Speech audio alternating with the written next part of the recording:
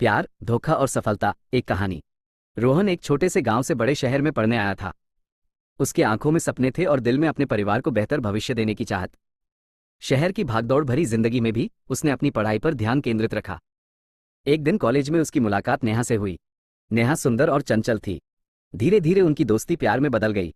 रोहन को लगने लगा कि उसकी जिंदगी अब पूरी हो गई है। नेहा हमेशा उसके साथ रहती, पढ़ाई में मदद करती और उसके सपनों को बढ़ावा देती। रोहन ने कभी नहीं सोचा था कि उसे शहर में इतना प्यार मिलेगा। लेकिन एक दिन रोहन को पता चला कि नेहा उसे धोखा दे रही है। किसी और के साथ उसका संबंध है, ये जानकर रोहन टूट गया। उसका दिल और सपने दोनों चकनाचूर हो गए।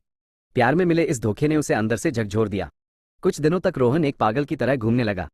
न उसे खाने का होश था, न पीने का। उसकी पढ़ाई छूट गई और वह अपने कमरे में अकेला गुमसुम रहने लगा। उसके गांव से आए पैसे भी खत्म होने लगे थे। एक रात अंधेरे कमरे में बैठे रोहन को अचानक अपने परिवार की याद आई। उसके बूढ़े माँ बाप और छोटी बहन का चेहरा उसकी आंखों के सामने आ गया। उसने सोचा कि वह अपने दुख में इतना अंधा हो गया कि अपने परिवार की जिम्मेदारी भी भूल गया। उसी पल रोहन ने फैसला किया कि वह खुद को इस दर्द से बाहर निकालेगा। उसने फिर से अपनी किताबें उठाईं और पढ़ना शुरू कर दिया। वो दिन रात मेहनत करने लगा, अपने धोखे के दर्द को अपनी ताकत बनाकर। उसने पिछली सारी बातों को भुलाकर सिर्फ अपनी पढ़ाई पर ध्यान दिया। उसकी मेहनत का फल उसे जल्द ही मिला।